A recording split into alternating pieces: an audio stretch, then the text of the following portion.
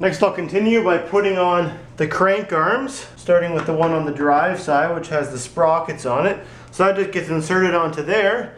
And then in the end we just put one of these little nuts on the end there, which will pull it into position. Just get it started with my fingers. And this is a 14mm socket. And now as I'm pulling on this and tightening it, what it's doing is it's wedging this on to that taper. So you want to get it on until it starts to get really tight, like that. And then there are just these little caps which snap on there over top to protect those threads from getting corroded in the future. And I'll repeat the same for the other side.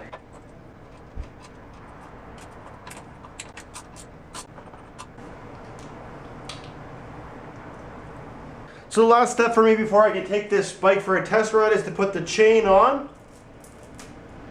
So this works best with the derailleurs set in their smallest positions in the smallest chain rings. So it actually ends up being the highest speed, which is this small one here for the back, and then at the front it's going to be the lowest speed, speed number 1. So starting back here with the derailleur, the chain, imagine it coming off of the sprockets, coming back, then it's going to come through the derailleur like this. Just going to pull through here, like so. And then from there it's going to come down and around this small chain ring. Here's my problem. Got a little kink up there. Let's get these kinks out. And it should come through pretty easily. Like so, and then I'll just pull it up and through my front derailleur here, then up and over between the actual smallest chain ring and the frame here. And then I should be able to connect it up here. And just stick those two links you got there together. This one has the pin sticking out the side of it, so it's going to make it really easy to put it back together. So just insert that into there. A little bit hard to get it started, but once it's in, it's like that. And then get your chain tool, something that looks like that, and wind our pin back and through.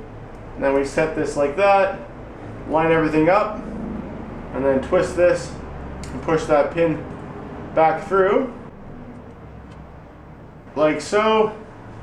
And this is going to be a little bit tight for a second, so then just wiggle it back and forth until it's loose like all the other links. So now having the chain connected like that, I can lift this chain up and put it onto my smallest chain ring, and when I turn the crank, the back wheel turns.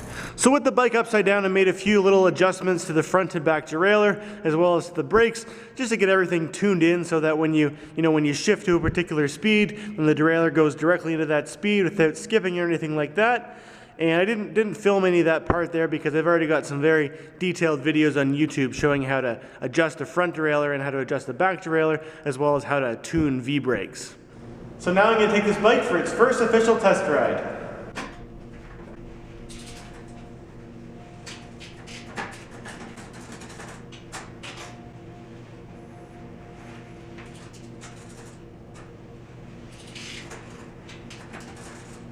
So for the most part, everything seems to be working really well. So I mentioned earlier the seat that I've got on here is not the one that we're going to keep on here permanently. So whenever you buy a brand new seat for a bicycle, all that you're really buying is just the saddle. It doesn't come with the bracket that gets attached to these two rails or the seat post. You need to supply those yourself. Luckily I've got lots of spare parts, so I do have this bracket here, which basically the way it works is you loosen off this bolt that goes through it, and then these two rails on the outside get clamped on to the rails of the seat here. So this bracket just takes a 13mm socket which goes on this side, although some of these will come where there's a bolt on either side, so you've got to loosen it from both sides. But on this one we just got to do it from the one side, and that's where I loosen it off. You can see that all these parts of the bracket become loose.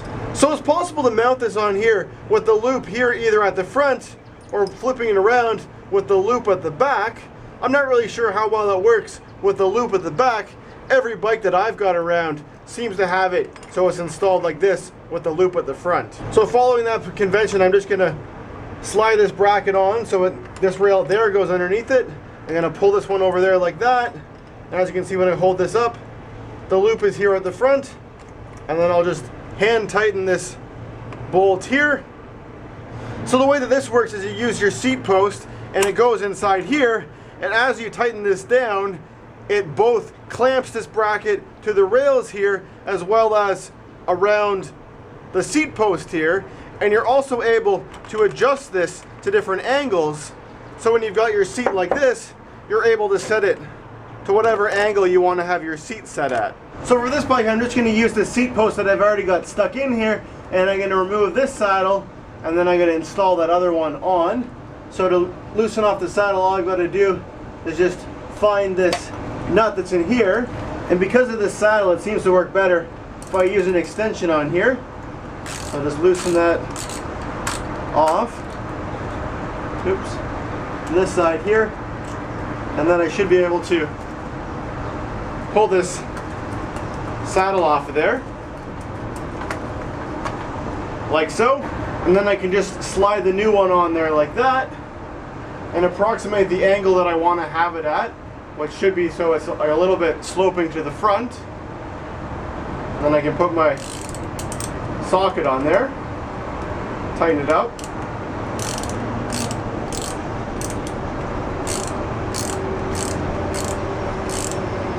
So I bought these, and I'm just going to insert these on here. Now before putting them on there, if you ever put grips on before, you'll find that sometimes it's really hard to get them on. You'll maybe get them like halfway on, and you just can't get any further. You have the same problem with getting them off again too.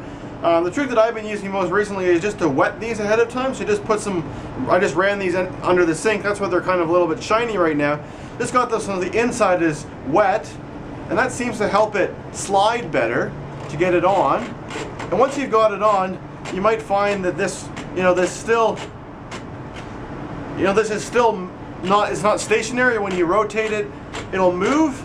Well, that'll just be like that for the duration that it's still wet. But after you've left this on here for a little while, that water that's between the rubber or whatever the material is and the metal underneath will dry up, and these should be, really stable and keeping in place. Do the same for the one over here on this side.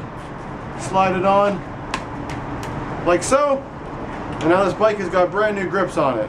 So it's always a good idea to make sure that your bike has a bell on it. So I got this one here, which I'm going to install onto this bike here. It's a pretty simple one.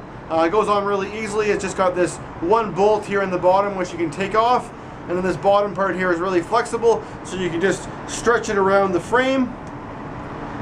I typically like to put my bells so that they're on the left hand side so you can reach them with your left thumb. So put it somewhere around here. And that I like having on the left side because I find that I use my right brake more than my left brake. So if I'm slowing down or something like that, I can just use this brake. And if I have to use my bell at the same time, I can do it with my left hand.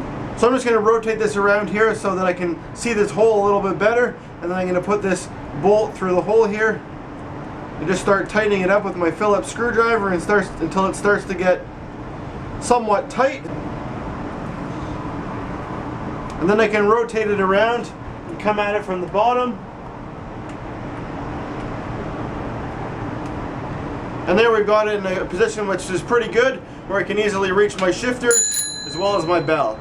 So finally, the last thing I'm going to do to this bike is I'm just going to go over it and clean the frame, because I've been touching it quite a bit with my greasy fingers. So as you can see, there's quite a bit of spots where there's little grease marks all over it from my fingers. So for doing that, you could just use some dish soap and a rag, but I'm just going to use this household cleaner. I think it'll be a little bit easier to just spray on there and clean it off. I'm just going to start here at the front of the frame, and I'm just going to use this rag here, which happens to be an old sock of mine. Just go around and wipe it down.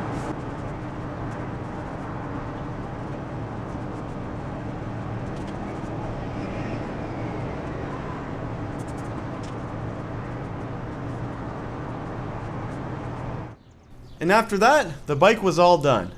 So overall, I'm really happy with how this bike turned out. I hope you've enjoyed following along and watching me restore this bike. Please leave a comment below and let me know what you thought of this video, and thanks for watching.